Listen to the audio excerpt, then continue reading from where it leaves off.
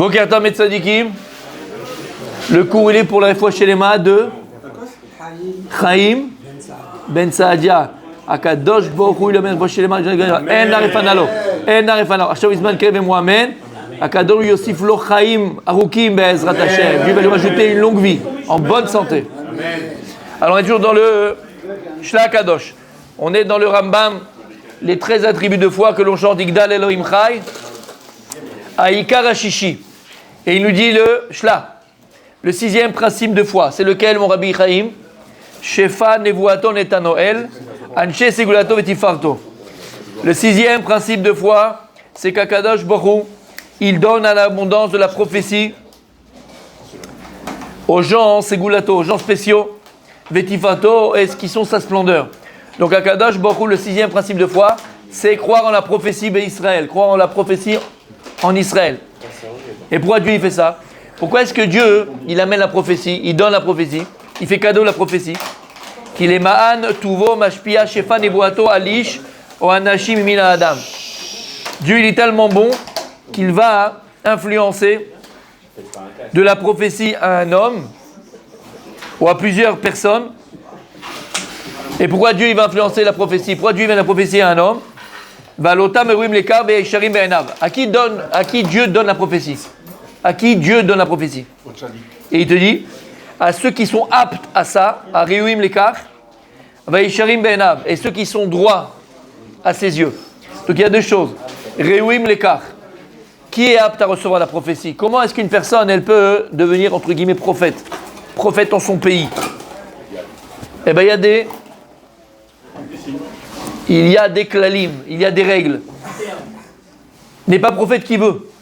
Pour être prophète, nous dit le Rambam dans les halachot, il nous dit le Rambam, pour être prophète, par exemple, il faut être quelqu'un de Taor, Kadosh, quelqu'un de pur, de saint. T'as dit Tzadikim, pas que. Faut amener sur soi la prophétie. Faut être capable de recevoir la prophétie. Et pas tout le monde est capable de recevoir la prophétie. Quand tu vois en détail les halachot du Rambam, qui peut être prophète, tu te dis, bon, quelqu'un qui travaille à midotav, quelqu'un qui arrive à travailler sur ses midot, ça ne suffit pas d'avoir de la Torah. Il faut aussi travailler sur ses midot. Donc, il faut être raoui, il faut être apte à recevoir la prophétie. Maintenant, chaque juif, il a le potentiel, il n'est pas forcément, mais il a le potentiel d'être prophète. Chaque juif, il a le potentiel d'être prophète. À partir du moment où tu sors d'Abraham, Yitzhak et Yaakov, tu as le potentiel d'être prophète. Et donc ici, le Rav, il dit deux choses. Il faut être apte à recevoir la prophétie, et celui qui est Yachar Be'enav, celui qui est droit aux yeux de Dieu. On voit dans l'histoire du peuple juif, on l'a ramené d'ailleurs il n'y a pas très longtemps, des personnes qui n'étaient pas forcément très érudits ou très avancés, ou d'accord, elles ont eu un dévoilement de Dieu. Et c'est quoi la prophétie? La prophétie, c'est quand Dieu il se dévoile à toi. C'est la prophétie. D'ailleurs, disent des Chachamim que le rêve, les gens qui font des rêves prophétiques, c'est un 60e de prophétie. Donc tu vois qu'il y a plusieurs formes aussi de prophétie. Quelqu'un qui fait des rêves, et on appelle ça des rêves prémonitoires, c'est une forme de prophétie. D'accord? Donc on voit dans l'histoire même du Ham Israël des gens qui n'étaient pas forcément, comme on a dit, très érudits ou très avancés, mais qui ont eu la prophétie. Et on voit par exemple que ponctuellement, pourquoi ils ont reçu cette prophétie-là? Parce qu'ils avaient quelque chose que les autres n'avaient pas. On a parlé il n'y a pas longtemps de Gideon. Gideon, il a écrit le Midrash, Lo tzadik velo ben tzadik aya. Il n'était pas tzadik et ni fils de tzadik. Et il a eu la prophétie, puisque le malach s'est dévoilé à lui. Par quel mérite? Il a eu le mérite. Par quel mérite? Il a le mérite que l'ange se dévoile à lui. Il a écrit, non, on a fait le cours il n'y a même pas une semaine. Qu'est-ce qu'il a écrit là-bas? Parce qu'il a parlé Sanégorия à l'Israël. Parce qu'il a été l'avocat du peuple juif. Parce qu'il a bien parlé du peuple juif. Parce qu'il a été défenseur du peuple juif. Parce qu'il était là, il a supplié Dieu de délivrer le Ham Israël à cette époque, l'époque de Gideon, de Midian. Et donc tu vois que c'est pas forcément, et c'est même pas, Michlal, par rapport à être érudit ou pas forcément, mais c'est surtout par rapport aux midot. C'est surtout par rapport aux midot. On voit aussi l'histoire de Rabbi Rabbi Eliezer ben Orkanos. Rabbi Eliezer ben Orkanos, il y a son histoire dans le livre qu'il a écrit lui-même, Pirkei de Rabbi Eliezer. Et là-bas, c'est ramené qu'il travaillait donc chez son père. Comment s'appelait son père, Rabbi Eliezer? Comment? Orkanos, il y en a qui suit. D'accord? Rabbi Eliezer, son père s'appelait Orkanos. Il était très riche, très très riche. Il avait beaucoup de terrains un peu partout. Et une fois, il a vu son fils. Alors son fils travaillait dans les terrains qui étaient dans les montagnes. Et il a vu son fils en train de pleurer. Rabbi Eliezer, il s'appelait. Bon, il s'est dit, bon, peut-être le pauvre, il n'arrive pas à travailler la terre, c'est difficile, il y a les cailloux, il y a les rochers, c'est compliqué. Il a dit, mon fils, regarde, je te vois avec tes trucs, viens, je vais te mettre autre part. Et il l'a mis dans la prairie, comme la petite maison là-bas, d'accord? Il l'a mis dans la prairie, c'était facile, le terrain. Et il est revenu son père le voir, il le voit encore en train de pleurer. Il dit, mon fils, pourquoi tu pleures? Je t'ai mis là où c'était dur, tu pleurais. Je t'ai mis là où c'est facile, tu pleures. Tu veux pas travailler? Il dit, non, papa, tu comprends pas. Je vais aller étudier la Torah. Je vais étudier la Torah. Regarde ce que je suis un amarre, je suis un idiot, je suis un ignorant. Je vais étudier la Torah. Son père, il a rigolé, mon fils. J'ai 28 ans aujourd'hui. Si je t'avais mis depuis petit à la yeshiva, peut-être que tu aurais fait quelque chose. À 28 ans, tu veux commencer à aller étudier. Tu sais même pas lire.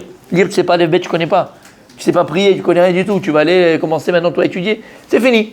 Regarde, mon fils, je te donne un conseil. Écoute le conseil de ton père. Travaille.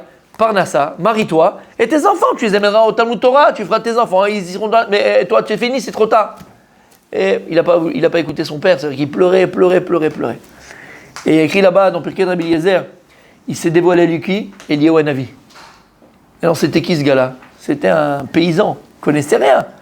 Et Eliyahu Hanavi s'est dévoilé à lui, il lui a dit, mon fils, va étudier la Torah chez Rabbi Yochanan ben Zakkai.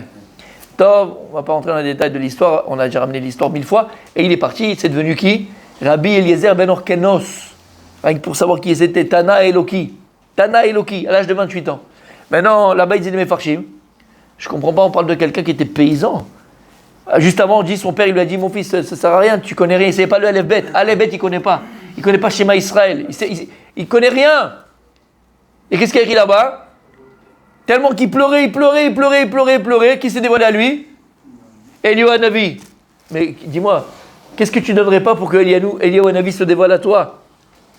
Et tu dois aller au mikvé du Harizal, tu dois faire du Zohar, tu vas faire ceci, faire cela, et t'espères, c'est même pas arrivé.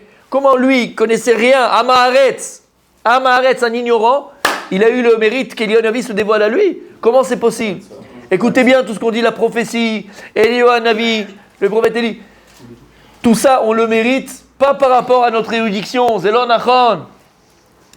Tu as parlé de Ratson, tu as parlé de volonté. Parce qu'on est notre volonté. On est notre volonté. Tu es déjà ce que tu veux être. Shamata, tu es ce que tu veux être. Et nous, on apprend que Bémet, on est notre volonté. Aïe. Messieurs, s'il vous plaît, le gardas. Respect. Oui, messieurs. Oui, messieurs, il a répondu. Oui, monsieur. La Gemara dans Masechet, tu te rappelles mon gardas, c'est où la Masechet? Non. La Gemara est dans Masechet Yebamot. Concentre-toi. La Gemara est dans Masechet Yebamot, Samerbet. Là-bas, la Gemara raconte l'histoire de Rabbi Akiva. Vous connaissez tous l'histoire de Rabbi Akiva. Et il s'est marié avec Rachel, la fille de Kalba Savoie. Kalba Savoie, le chien rassasié, pour l'appeler son père de Rachel, le père de Rachel, Kalba Savoie, parce que tout celui qui rentrait chez lui, qui était affamé, il sortait rassasié comme un chien qui avait mangé. C'est une image, bien sûr. Et donc, lorsqu'il a appris que Rachel, sa fille, lui, c'était la haute société d'Israël, c'était les snobs, c'était comment pas les snobs, on appelle ça la bourgeoisie d'Israël, c'était la noblesse d'Israël, pardon, pas les snobs, la noblesse d'Israël. Et quand il dit, écoute papa, je vais marier, il dit, on t'a proposé, on m'a pas dit, c'est qui? C'est le fils de quel rave? C'est le fils du Rav Yosef? C'est le fils de qui? C'est le fils de machin? C'est le fils du président de je sais pas quoi? C'est le fils du président de la communauté de... Je dis non papa, tu connais Akiva? Akiva, c'est quel Talmid Chacham? Je ne sais pas qui c'est Akiva. Je dis non, ton serviteur. Akiva, c'était le serviteur de qui? De Kalba Savoie. C'était le berger de Kalba Savoie. Il a dit mais t'es folle ma fille, qu'est-ce qui t'a pris? Pourquoi? Tu as tout pour toi. La vie elle est devant toi ma fille, tu as toute l'avenir devant toi. Qu'est-ce que tu vas prendre un berger de... Ma fille, écoute, elle aurait voulu savoir. On connaît l'histoire, d'accord? Et finalement, elle s'est mariée avec Rabbi Akiva. Kalba Savoie, il a déshérité sa fille. Et regarde, tu te maries avec lui, je te connais plus, ma fille. Je te déshérite. Et toute l'histoire de Rabbi Akiva avec Rachel, qu'ils étaient être dans la paille, ça vient de là l'expression, puisque quand ils dormaient, la Gemara nous dit, ils dormaient sur de la paille, d'accord? Ils n'avaient rien à manger, ils étaient pauvres, comme avec le Eliyahu Hanavi qui a tapé à la porte pour dire est-ce que vous avez de la paille parce que ma femme vient d'accoucher. Il a dit, regarde, il y a des gens qui n'ont même pas de la paille. Nous, au moins de la paille. Eux, sa femme vient d'accoucher, ils n'ont même pas de la paille pour mettre le bébé dessus, le bébé dedans. Toute l'histoire de Rabbi Akiva, extraordinaire, d'accord, avec Rachel Imenu. Avec Rachel, pas Imenu, avec Rachel aussi, d'accord, la fille de Kalaswa. Et lorsque Rabbi Akiva il est devenu Rabbi Akiva, 24 ans, il est parti étudier, 12 et 12, d'accord. Il a écrit que lorsque il est revenu Rabbi Akiva, bien sûr qu'il a entendu son beau-père, il avait entendu que c'est devenu le Gdol Hador, c'est devenu le plus grand d'Israël. Adkedekar Gamra dit que lorsque Moshe Rabbeinu a vu les générations à venir, et qu'il a vu la génération de Rabbi Akiva, il a dit à Kadosh Baruch Hu, pourquoi tu donnes la Torah par moi? C'est lui qui doit donner la Torah, pour savoir qui était Rabbi Akiva. Toute la Torah orale, c'est Rabbi Akiva. Toute la Torah orale, c'est Rabbi Akiva. Et lorsqu'il revient Rabbi Akiva, alors Kalba Savoie, il entend qu'il va revenir son gendre, mais il ne se rappelle plus comment il était. Il a laissé petit jeune, il est venu maintenant, il ne reconnaît plus.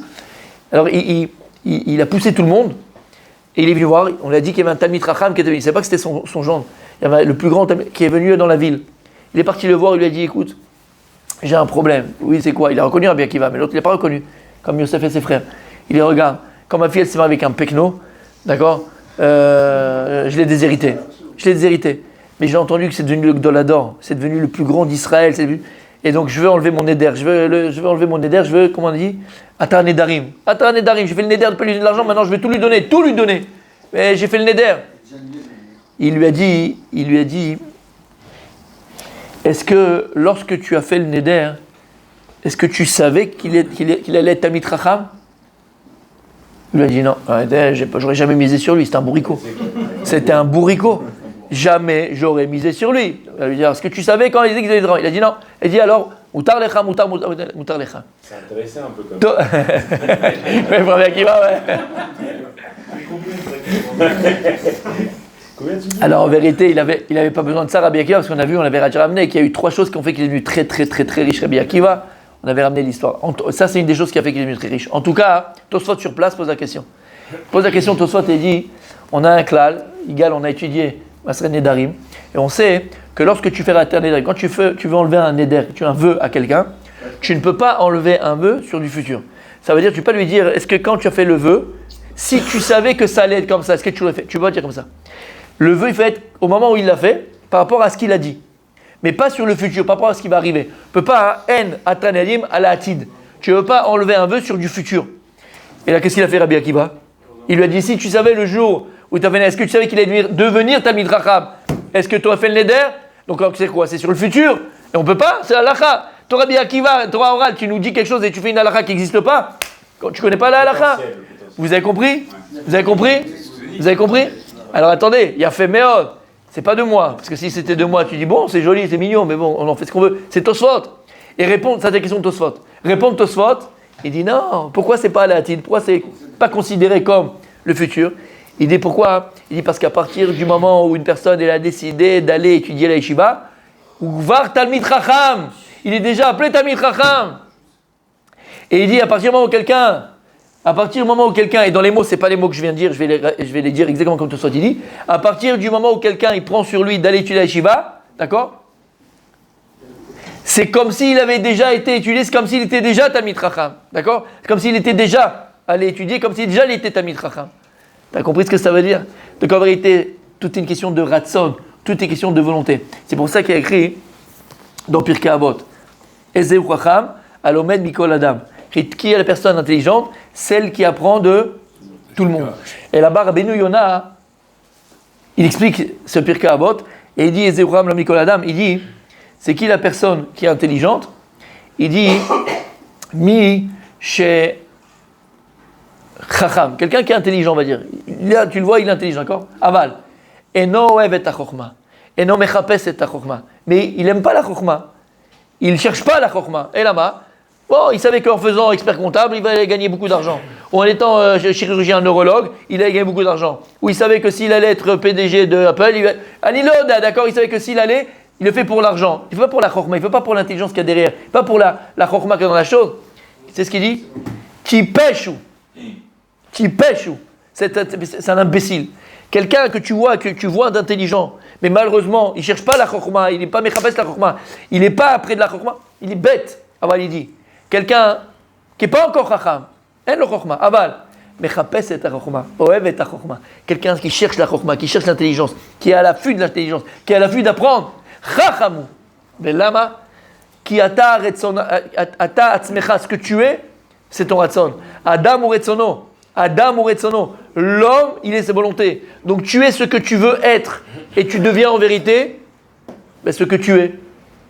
Parce que la volonté, c'est simplement, entre guillemets simplement, la projection de ce que je suis. C'est tout. Parce que cette volonté, bien sûr, il faut la projeter dans ma réalité. Mais c'est quoi en vérité ma volonté? La possibilité que j'ai de projeter ma volonté qui est déjà en potentiel chez moi. Vous comprenez ce que ça veut dire? C'est clair, Rabbi aussi? Et donc, en vérité, c'est exactement ça. Rabbi Eliezer ben Orkenos, il a eu le mérite d'un dévoilement de qui? De Eliyahu Hanavi. Mais c'est un maharet, c'est un ignorant, il connaissait rien.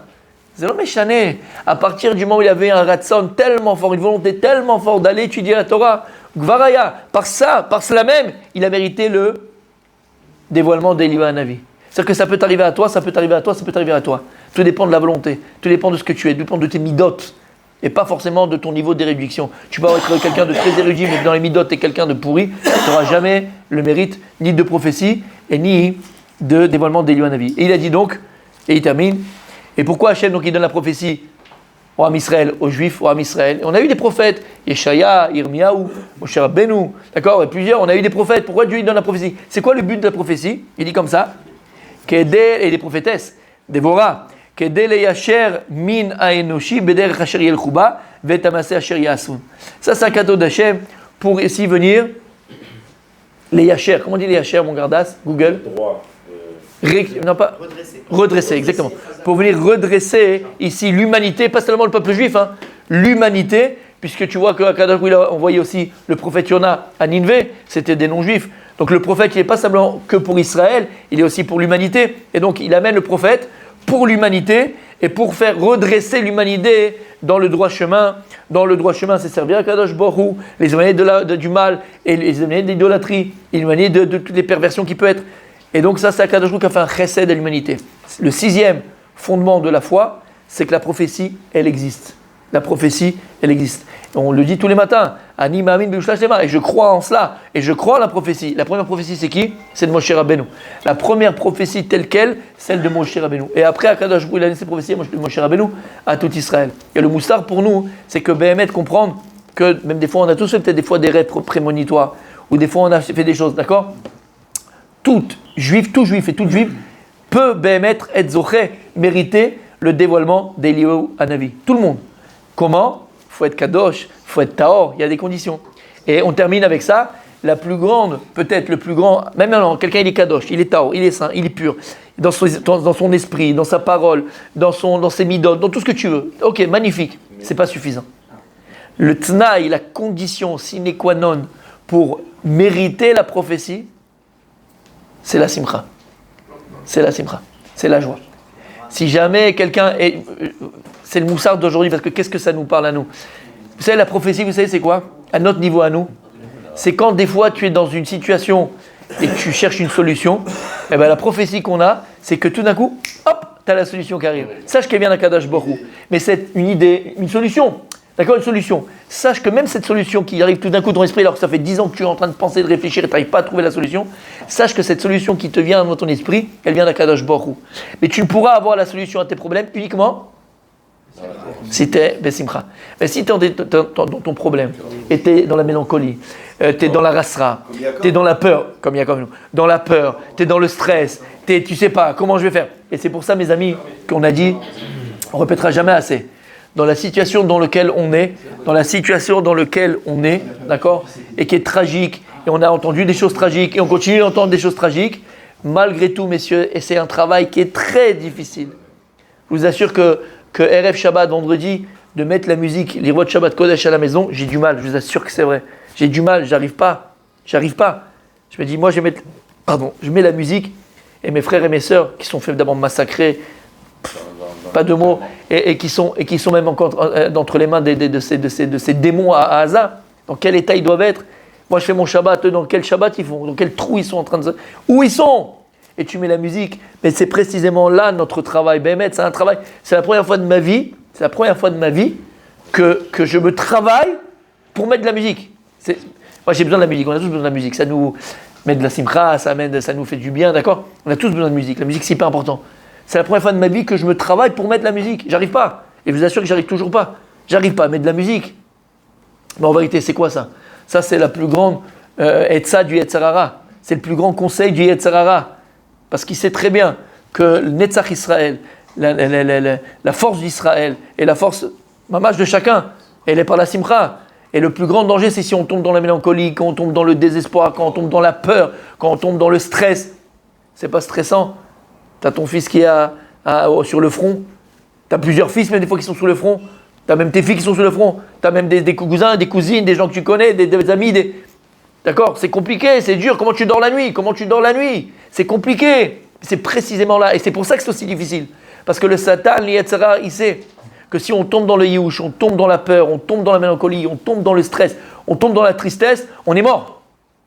Et c'est pour ça, qui n'a pas vu, et on voit tous les jours, Baruch Hashem, des vidéos tellement belles de nos chayim, de nos soldats, en train de danser, en train de chanter, en train de... Mais c'est ça la force du Ham Israël, c'est ça la beauté du Ham Israël. Et grâce à Dieu qu'ils arrivent à le faire. Parce que tu imagines qu'ils rentrent en tremblant là-bas, on est foutus, on est fini. Eux-mêmes, ils sont finis. Ham Israël, on est fini. Et c'est ça le travail qu'on doit faire, Béhémet. C'est un travail compliqué, c'est un travail difficile, c'est un travail sur soi, mais le plus possible de musique à la maison. Vous savez, on est une génération, moi je vois par rapport à mes enfants, mais je pense que c'est pour tout le monde, d'accord? Mamash, vous savez que les enfants, ils sont traumatisés, c'est un traumatisme qu'ils ont. D'accord? Des fois, c'est juste un kikoubli dans la maison, tu sais, il met une vidéo, t'entends une sirène, mais c'est la panique totale à la maison. On croit que c'est Hachem Ishmor d'une sirène. Il faut voir la réaction des enfants, ils deviennent blancs. Les petits, je parle. Blancs. Quelle génération? Non, mais sérieusement, Meshkin, les pauvres. On n'a pas connu ça, nous, quand on était petits. On était entre les deux, nous, d'accord? Après la Deuxième Guerre mondiale, c'était un peu l'âge d'or, d'accord? Les trucs, les machins. On n'a pas connu ça. T'imagines pour des enfants le stress que c'est. Et sans compter Hachem Ishmor, ceux qui ont vécu ce qu'ils ont vécu là-bas. Les rescapés, les enfants qui n'ont même plus de parents, ils n'ont plus de famille. Il est le seul qui reste de la famille. Aujourd'hui, avec l'État d'Israël, et après la Shoah, après ce que tu veux, il y a des petits juifs maintenant orphelins. C'est pas que d'aujourd'hui, des orphelins. Mais encore aujourd'hui, ils n'ont plus rien, ils n'ont plus personne. Les grands-mères tuées, les grands-parents tués, les parents tués, il n'y a plus personne. Tu ne vas pas rentrer dans... Attention, malgré tout, la tristesse, et qui est encore vif, et la plaie, elle est vive, elle ne sera jamais refermée. Malgré tout, messieurs, Béhémet, faut s'efforcer dans la voiture, tu mets de la radio avec de la musique. À la maison, tu essaies de mettre de la musique. Tu essaies de remettre la simcha à la maison. Comment? Tu mets du Abraham Fried, tu mets de David, tu mets des chansons mamash, de joie, qui parlent à l'Aneshama, qui parlent à l'âme. Mais c'est hyper important, et je répéterai jamais assez, Béhémet, qu'on ait et qu'on garde la simcha. S'il y a un anniversaire à la maison, il m'a dit, j'ai l'anniversaire de mon fils, mais j'ai pas le chlou. Bon, il est petit, il a 10 ans. J'ai pas le chlou de le faire. Je lui dis, mais t'es un fou. Tu te dois de le faire, et tu mets la musique, et tu achètes des ballons, et tu fais un beau gâteau. C'est ça la force du Ham Israël. Parce que sinon, c'est toujours une phrase. Vous savez qu'il y a beaucoup de livres, beaucoup de choses qui ont été faites après la Shoah, d'accord? Et il y a une phrase des rescapés de la Shoah qui est toujours revenue et qui m'a beaucoup marqué, tu le comprends en vérité, d'accord? Il y a des gens, il y avait un comme ça, son travail je ne sais plus dans quel camp il marchait, des nazis, son travail c'était d'enlever les corps des fours crématoires. Il témoigne, c'est pas un livre, c'est un témoignage. Et il enlevait les corps. Et il raconte qu'à un moment donné, quand il a sorti les corps, il a eu le corps de sa femme. C'est inimaginable. Et de tous ses enfants. Il a enlevé le corps de sa femme, four crématoire, et de ses enfants. C'est inimaginable, d'accord? Et après, le gars qui a fait le reportage, il lui dit, mais parce qu'il s'est remarié, il a eu d'autres enfants, il a des petits-enfants, il était âgé, c'est un grand-père. Il lui dit, mais comment t'as fait? Et il a répondu quelque chose, c'est tellement vrai. Il a dit, si j'arrêtais de vivre, j'aurais donné victoire à mes bourreaux. Mais c'est tellement vrai. On va donner victoire à ces démons. C'est ce qu'ils veulent. Nous arrêter de vivre, nous arrêter de croire, nous arrêter de la joie, arrêter nos mariages, arrêter nos naissances. C'est une mitzvah. Sandak. tu cours, c'est ce qu'ils veulent. Ouais, je peux pas, l'anniversaire, le sandak, je peux pas, le truc, je peux pas. On fait pas un mariage, on fait pas un... Chaz v'shalom, Zenetzach Israël. Zenetzach Israël, c'est ça l'éternité du peuple juif. Et Besimcha, et dans la joie, comme Avraham Avinu. Aïn bocha v'lev sameach. Vazda, il y a une bocha, qu'est-ce qu'on peut faire? Tous les jours encore on pleure, tous les jours encore on pleure quand on entend des choses. C'est fou. Aval, lev sameach. Et par cette simcha qu'on va avoir, et cette simcha elle doit venir d'où? Cette simcha elle doit provenir d'une seule chose. C'est l'assurance qu'on a avec nous, le roi des rois, le général des généraux. Akadosh Baruch Hu Melech Malchei Amlachim. C'est lui qui va faire la guerre pour nous, c'est lui qui fait la guerre pour nous. Et on le voit et on entend encore plus de témoignages. Combien de miracles Hachem il a fait? Combien de... Vous avez entendu la dame là, qui est passée à la télé? Rachel. Non, ça c'est avec les... Non, une autre. Je l'ai envoyée dans le groupe, je l'ai gardée. Elle est passée à la télé aussi. Israël. Non, elle n'a rien tué du tout. Tu l'as vu? Dans le Mamad, exactement. Elle est passée à la télé, elle raconte son histoire, cette dame. Je vais l'envoyer dans le groupe. Maintenant, vous savez que, comme on l'a dit, tous les kibbutzim là-bas, 90%, c'est des gauchos, de gauche, et complètement... Ben, la preuve, ils faisaient la rêve partie, les gens là-bas, tu vois ce que ils sont très loin de la Torah, d'accord? Très loin. Nos frères, attention, nos frères, ils sont très loin de la Torah, très loin de la Torah. Donc, bon, c'est ceux qui faisaient les manifestations le samedi soir partout, c'était ces gens-là, d'accord? C'était eux. Simchat Torah. Aval, il y a une dame, cette dame-là, vieille dame, une grand-mère. Donc elle était dans son... Elle a entendu les roquettes d'abord. Donc elle s'est levée, et là-bas ils ont 15 secondes. Là où elle a dit, on a 15 secondes pour aller dans le mamad. Elle a dit, on a l'habitude. Donc pour moi c'est un truc habituel. Voilà, ils ont tiré aujourd'hui. Elle est partie vers le mamad. Elle a dit, c'est la première fois, elle m'a dit, tout ce que j'ai vécu, une chose après l'autre, maintenant elle n'est pas du tout religieuse du tout. Elle a dit, tout ce que j'ai vécu, ce sont que des nissim, un miracle après l'autre. Et je ne sais pas pourquoi, sur la table, il y avait une bouteille d'eau. J'ai pris la bouteille d'eau. Jamais je prends, ça dure quelques secondes. Après, je sors, je prends la bouteille d'eau. Avant de rentrer, elle allait rentrer dans le mamad. Elle a pensé, je ne sais pas pourquoi, il y avait une couverture. Elle est partie prendre une couverture. Et elle s'est enfermée dans le mamad. Elle a fermé comme il faut tout ça. Elle s'est mise dans un coin. Elle s'est mise avec sa bouteille et son machin. Elle dit, à chaque seconde que j'étais, j'ai eu des miracles. Elle dit, et j'étais là-bas, je ne sais plus. Alors, elle recevait les messages de ses amis qui étaient dans le kibbutz. Elle a dit c'était une horreur, mais ils racontaient ce qu'on leur faisait, quoi. Ils sont rentrés, ils sont machin. Et elle savait, parce que c'était des familles, elle savait où se trouvent les maisons. Donc elle savait que les Mechablim se rapprochaient d'elle. Elle a dit comme ça, elle m'a dit, je ne savais plus quoi faire. Elle a dit, la seule chose que j'ai fait, elle a parlé à Dieu. Elle a dit, j'ai parlé à Dieu. Et j'ai dit, Atamegen alay, Atamegen alay, Atamegen alay. Il n'y a que toi qui me protège. Et je me suis rappelé de tous les noms que j'avais entendus de Dieu. On dirait le roi Ménaché, tu sais. Elle a dit, je l'ai appelé Elohim, je l'ai appelé tous les noms que je connaissais. Atamegen alay, Aniodea, Aniodat, que tu amènes tes malachim. Et je sais qu'il y a des anges qui protègent mon mamad. D'accord, tu as entendu? J'ai des anges qui protègent mon mamad. Elle dit, j'ai entendu qu'ils sont rentrés. J'ai entendu rentrer mes chablim. J'ai commencé à taper. Moi, j'étais dans un coin. Et je continue. Atamegen alay. Il ne va rien m'arriver de mal parce que c'est toi qui me protèges. Rien de mal peut m'arriver parce que c'est toi Dieu qui me protège. Et je répétais ça tout le temps. Ils ont commencé à essayer, ils ne savaient pas ouvrir. Ils ont commencé à tirer. Il y a des balles qui sont commencées à ma truc. Ils ont commencé à mettre des... Rien. Ils n'arrivaient pas à rentrer. Et moi, je répétais. Il ne faisait que ça. Il est resté là-bas combien 7 heures, elle a dit? Non, je crois que parce qu'à un moment donné... Ouais. Alors, elle dit qu'il y avait 15. Elle a su... Ils avaient pris sa maison pour siège.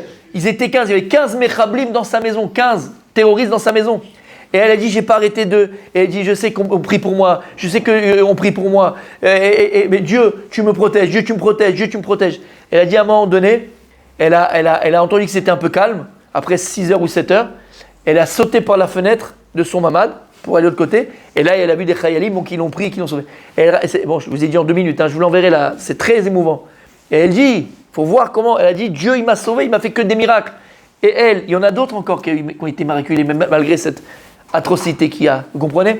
Et donc c'est ça, si on a la simcha, si on garde la joie, alors Behemet, on garde bitachon b'Hashem, on garde la foi en Kadosh Baruch Hu, là on sera sauvé Bezrat Hashem.